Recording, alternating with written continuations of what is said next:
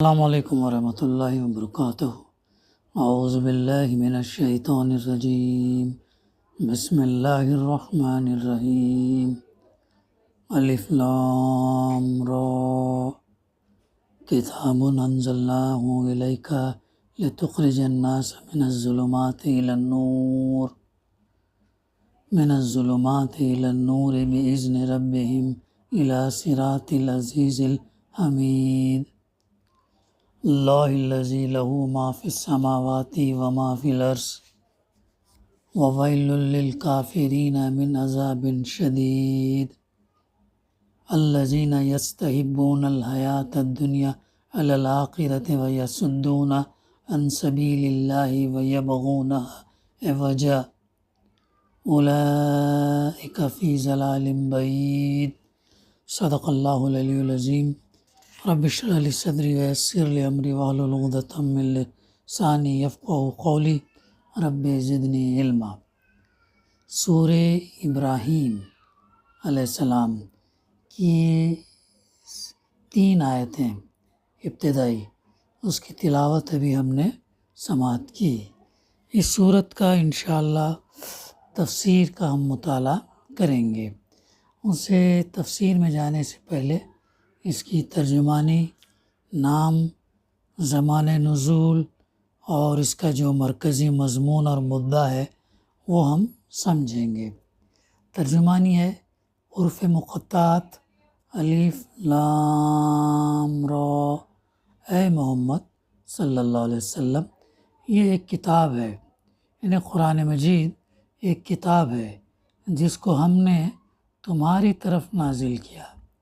اور یہاں پہ اللہ تعالیٰ مقصد بتا رہا ہے کیوں نازل کیا، کیوں؟ تاکہ تم لوگوں کو تاریکیوں سے نکال کر روشنی میں لاؤ، یہ مقصد ہے۔ قرآن مجید کا اللہ کے رسول صلی اللہ علیہ وسلم پر نازل کرنے کا مقصد یہ ہے کہ آپ صلی اللہ علیہ وسلم انسانیت کو اندھیروں سے نکال کر اجالے کی طرف لائیں، تاریکیوں سے نکال کر روشنی کی طرف لائیں۔ الحمدللہ اس چینل کا بھی نام الحمدللہ ڈارکنیس ٹو لائٹ رکھا ہے ہم نے، تاریکیوں سے نکل کر روشنی میں آئے۔ وہ کیسے ممکن ہوگا؟ وہ اللہ کی کتاب سے ممکن ہوگا۔ تو اس کا مقصد تاریکیوں سے نکال کر روشنی میں لاؤ، ان کے رب کی توفیق سے۔ یہ ممکن کیسے ہوگا؟ اللہ کی توفیق سے ہوگا، اس اللہ کے راستے پر، وہ راستے پر جو زبردست اور اپنی ذات میں آپ محمود ہے اور زمین اور آسمانوں کی ساری موجودات کا مالک ہے۔ اور سخت تباہ کن سزا ہے قبول حق سے انکار کرنے والوں کے لیے، جو دنیا کی زندگی کو آخرت پر ترجیح دیتے ہیں۔ ایسے لوگوں کے لیے کیا وعید سنائی جا رہی؟ سخت تباہ کن عذاب، جو دنیا کی زندگی کو آخرت پر ترجیح دیتے، جو اللہ کے راستے سے لوگوں کو روک رہے ہیں اور چاہتے ہیں کہ یہ راستہ ان کی خواہشات کے مطابق یعنی ٹیڑھا ہو جائے۔ یہ لوگ گمراہی میں بہت دور نکل گئے ہیں۔ یہ ہے ان 3 آیات کی ترجمانی۔ اب اس کا جو پس منظر ہے ہم وہ مطالعہ کریں گے۔ نام ہے سورہ ابراہیم علیہ السلام۔ آیت نمبر 35 کے فقرے میں فرمایا وَإِذْ قَالَ إِبْرَاهِيمُ رَبِّ اجْعَلْ هَٰذَا الْبَلَدَ آمِنًا سے ماخوذ ہے۔ اس نام کا مطلب یہ نہیں ہے کہ اس سورہ میں حضرت ابراہیم علیہ السلام کی سوانح عمری بیان ہوئی، بلکہ یہ بھی اکثر صورتوں کے ناموں کی طرح علامت کے طور پر ہے، یعنی وہ سورہ جس میں ابراہیم علیہ السلام کا ذکر آیا ہے۔ اس کے زمان نزول کے متعلق عام انداز بیان مکے کے آخری دور کی صورتوں کا سا ہے۔ سورہ رعد ابھی ہم نے مطالعہ کیا، سورہ رعد سے قریب زمانے ہی کی نازل شدہ معلوم ہوتی ہے۔ خصوصاً آیت 13 کے الفاظ وقال الذین کفروا لرسلهم لنخرجنکم من ارضنا او لتعودن فی ملتنا۔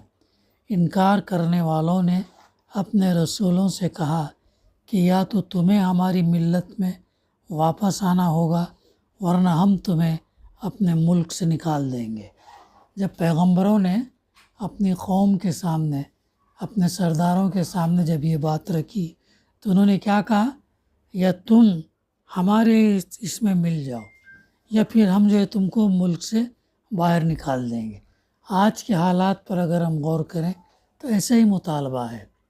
مشرکین جو مطالبہ کرتے ہیں ان کے اس میں اگر پھر جائے تو کوئی مسئلہ نہیں، یا پھر جو ہے سیکنڈ ریٹ سٹیزن، یا تم باہر سے آئے ہوئے ہو یہاں سے نکل جاؤ، ایسا ہے۔ تو یہ نئی بات نہیں ہے بلکہ یہ پرانی بات ہے۔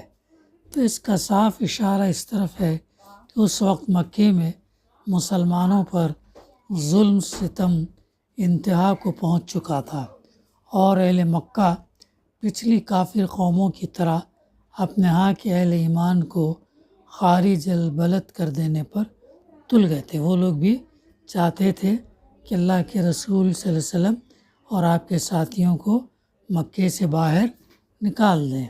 اسی بنا پر ان کو وہ دھمکی سنائی گئی جو ان کے سے رویے پر چلنے والی پچھلی قوموں کو دی گئی تھی، لَنُهْلِكَنَّ الظَّالِمِينَ، ہم ظالموں کو ہلاک کر کے رہیں گے۔ اور اہل ایمان کو وہی تسلی دی گئی جو ان کے پیشروؤں کو دی جاتی رہی کہ لَنُسْكِنَنَّكُمُ الْأَرْضَ مِن بَعْدِهِمْ، ہم ان ظالموں کو ختم کرنے کے بعد تم ہی کو اس سرزمین میں آباد کریں گے۔ پھر اب اس کے بعد جو ہے اس کا مرکزی مضمون اور مدعا کیا ہے، یعنی جو لوگ اللہ کے رسول صلی اللہ علیہ وسلم کی رسالت کو ماننے سے انکار کر رہے تھے اور آپ کی دعوت کو ناکام کرنے کے لیے ہر طرح کی بدتر سے بدتر چالیں چل رہے تھے، ان کو فہمائش اور تنبیہ، لیکن فہمائش کی بنسبت اس سورے میں تنبیہ اور ملامت اور زجر و توبیخ کا انداز زیادہ تیز ہے۔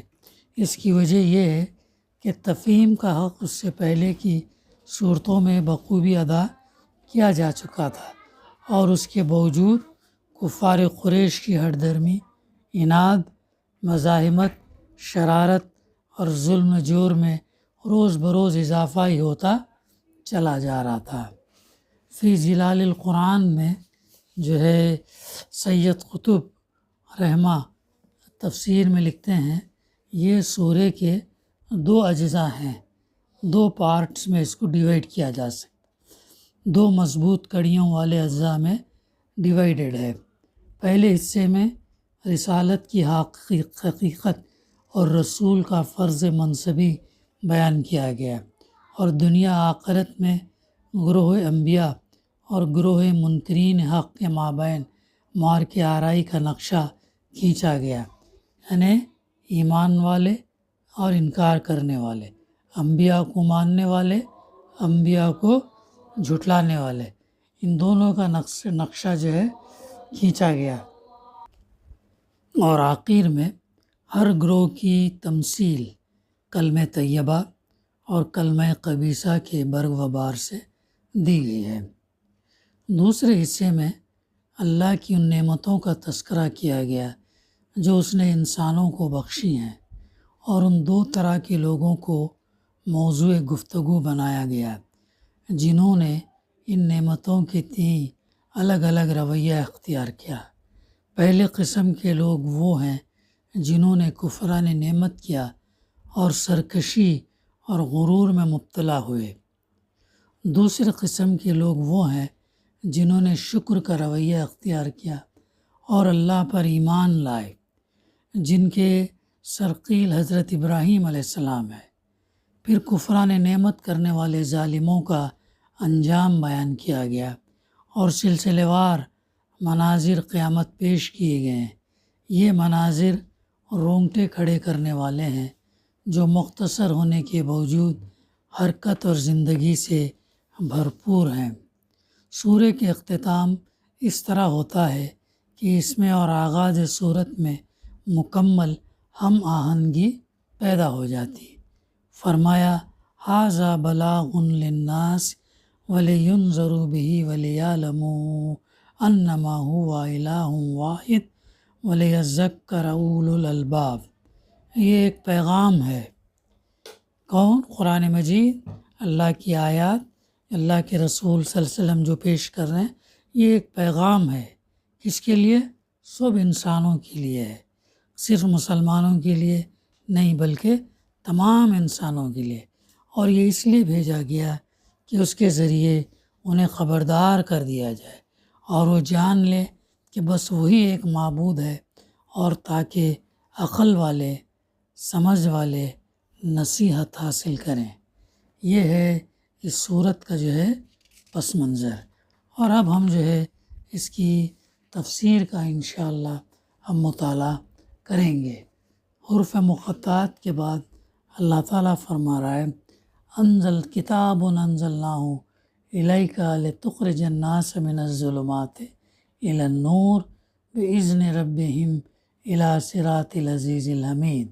اے محمد صلی اللہ علیہ وسلم، یہ ایک کتاب ہے، یعنی قرآن مجید ایک کتاب ہے جس کو ہم نے تمہاری طرف، اللہ کے رسول صلی اللہ علیہ وسلم کی طرف نازل کیا تاکہ تم لوگوں کو تاریکیوں سے نکال کر روشنی میں لاؤ اور ان کے رب کی توفیق سے اس اللہ کے راستے پر لے کر، یعنی تاریکیوں سے نکال کر روشنی میں لانے کا مطلب شیطانی راستوں سے ہٹا کر، جہالت کے راستوں سے ہٹا کر، گمراہی کے راستوں سے ہٹا کر اللہ کے راستے پر لانا ہے۔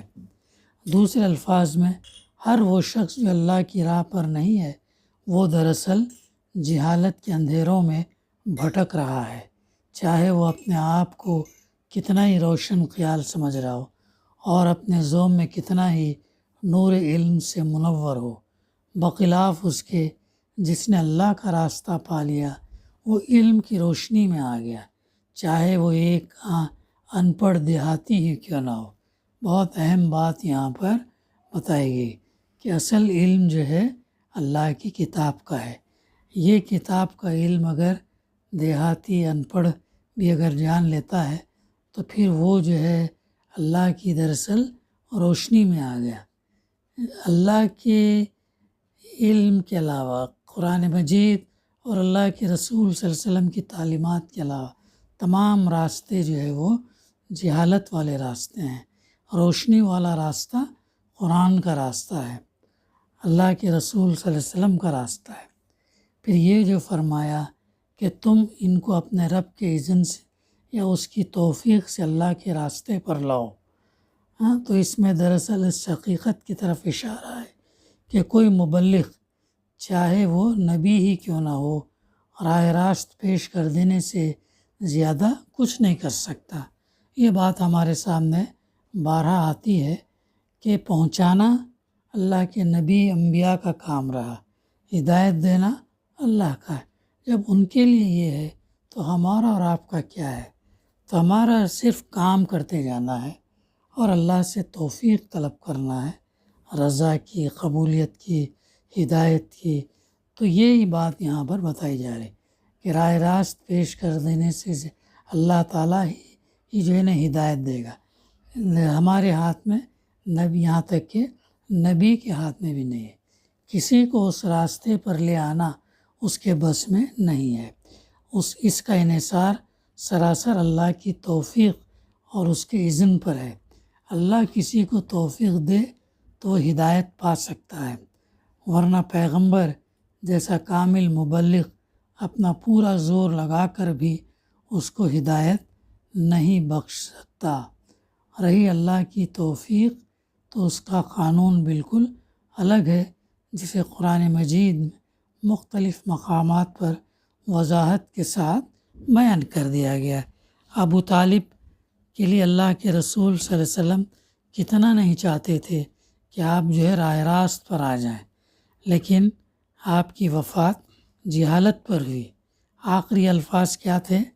جب اللہ کے رسول صلی اللہ علیہ وسلم نے ان سے کہا کہ آپ جو ہے کلمہ کم سے کم میرے کان میں پڑھیں، تو آپ نے کیا جواب دیا؟ تو لوگ کیا کہیں گے، سرداران مکہ کیا کہیں گے کہ جو ہے آخر وقت میں چاچا اپنے بھتیجے کی باتوں میں آ گیا۔ تب اللہ تعالیٰ نے فرمایا کہ اے نبی صلی اللہ علیہ وسلم، ہدایت دینا آپ کا کام نہیں، ہدایت دینا ہمارے ذمہ ہے۔ تو ہمارے لیے اس کے اندر یہ رہنمائی ہے، یہ درس ہے، یہ نصیحت ہے کہ جتنا ہو سکے ہم قرآن مجید کی تلاوت کریں، اس کو سمجھیں، اس پر عمل کریں اور اس پیغام کو پہنچاتے رہیں، اور اللہ سے دعا کرتے رہیں کہ اللہ تعالیٰ اس کے ذریعے سے تجھے ہم کو سب سے پہلے اور پھر بعد میں جن تک ہم پہنچا رہے ان کو ہدایت دے۔ اس سے صاف معلوم ہوتا ہے کہ اللہ کی طرف سے ہدایت کی توفیق اسی کو ملتی ہے جو خود ہدایت کا طالب ہو، جو خود ہدایت چاہتا ہے اسی کو اس کی توفیق ملتی ہے۔ جو ضد اور ہٹ درمی اور تعصب سے پاک ہو، اپنے نفس کا بندہ اور اپنے خواہشات کا غلام نہ ہو، کھلی آنکھوں سے دیکھے، کھلے کانوں سے سنے، صاف دماغ سے سوچے سمجھے اور معقول بات کو بے لاگ طریقے سے مانے، تبھی کہیں جا کے جو ہے پھر وہ ہدایت ملتی ہے۔ اگر انسان کوشش نہ کرے تو پھر ہدایت نہیں ملتی۔ یہ بہت اہم نقطہ ہے۔ پھر آگے فرمایا جا رہا وہ اللہ جو زبردست ہے اور اپنی ذات میں محمود ہے۔ حمید کا لفظ اگر تفسیر ہے، اگرچہ محمود ہی کا ہم معنی ہے، مگر دونوں لفظوں میں ایک لطیف فرق ہے۔ محمود کسی شخص کو اسی وقت کہیں گے جب اس کی تعریف کی گئی ہو یا کی جاتی ہو۔ حمید آپ سے حمد کے مستحق ہے، خواہ وہ کوئی اس کی حمد کرے یا نہ کرے۔ اس لفظ کا پورا مفہوم جو ہے انشاءاللہ اور بھی ہمارے سامنے آئندہ آئیں گا۔ پھر اس کے بعد فرمایا جا رہا اور زمین اور آسمانوں کی ساری موجودات کا مالک اللہ ہے۔ جو بھی چیز زمین کے اندر، زمین کے اوپر، آسمانوں میں، آسمان اور زمین کے درمیان جو بھی چیزیں ہیں، اصل اور حقیقی مالک کون ہے؟ اللہ ہے۔ لہٰذا اسی لیے ہم اس کی بندگی، غلامی، اطاعت اور فرمانبرداری کرنا چاہیے۔ پھر آگے فرمایا جا رہا وَوَيْلٌ لِّلْكَافِرِينَ مِنْ عَذَابٍ شدید، اور سخت تباہ کن سزا ہے قبول حق سے انکار کرنے والوں کے لیے۔ ظاہر ہے ان نشانیاں اللہ تعالیٰ بار بار تذکرہ کرتا، انبیاء کو بھیجا، کتابیں بھیجا، انبیاء نے عمل کر کے بتایا، واضح نشانیاں، معجزات پیش کیے، اس کے باوجود جب یہ انکار کریں گے تو ان کے لیے سخت تباہ کن سزا۔ انکار کرنے والے جو دنیا کی زندگی کو آخرت پر ترجیح دیتے ہیں، یعنی ان کی اہمیت کیا ہے؟ دنیا کی زندگی ہے، بالفاظ دیگر جنہیں ساری فکر بس دنیا کی ہے، آخرت کی پرواہ نہیں، جو دنیا کے فائدوں اور لذتوں اور آسائشوں کی خاطر آخرت کا نقصان تو مول لے سکتے ہیں، مگر آخرت کی کامیابیوں اور خوشحالیوں کے لیے دنیا کا کوئی نقصان، کوئی تکلیف اور کوئی خطرہ، بلکہ کسی لذت سے محرومی تک برداشت نہیں کر سکتے۔ جنہوں نے دنیا اور آخرت دونوں کا موازنہ کر کے ٹھنڈے دل سے دنیا کو پسند کر لیا اور آخرت کے بارے میں فیصلہ کر چکے ہیں کہ جہاں جہاں اس کا مفاد دنیا کے مفاد سے ٹکرائے گا وہاں اسے قربان کرتے چلے جائیں۔ یہ ہے وہ بات، ہمیں آخرت کا فائدہ دیکھنا چاہیے۔ دنیا چاہے آخرت کے فائدے میں حاصل کرنے میں دنیا میں کتنا نقصان کیوں نہ ہو، لیکن آخرت ہمارا مقصود ہونا چاہیے، آخرت کے لیے ہماری کوشش ہونا چاہیے۔ آگے اللہ تعالیٰ فرما رہا ہاں جو اللہ کے راستے سے لوگوں کو روک رہے ہیں اور چاہتے ہیں کہ راستہ ان کی خواہشات کے مطابق ٹیڑھا ہو جائے، یعنی وہ اللہ کی مرضی کے تابع ہو کر نہیں رہنا چاہتے، بلکہ یہ چاہتے ہیں کہ اللہ کا دین ان کی مرضی کے تابع ہو۔ اللہ کا دین اللہ اور اس کے رسول کے مطابق نہیں، بلکہ ان کی مرضی کے تابع ہو کر رہے، ان کے ہر خیال، ہر نظریے اور ہر وہم و گمان کو اپنے عقائد میں داخل کرے اور کسی ایسے عقیدے کو اپنے نظام فکر میں نہ رہنے دے جو ان کی سمجھ میں نہ سماتا ہو۔ ان کی ہر رسم، ہر عادت اور ہر خصلت کو سند جواز دے اور کسی ایسے طریقے کی پیروی کا ان سے مطالبہ نہ کرے جو انہیں پسند نہ ہو۔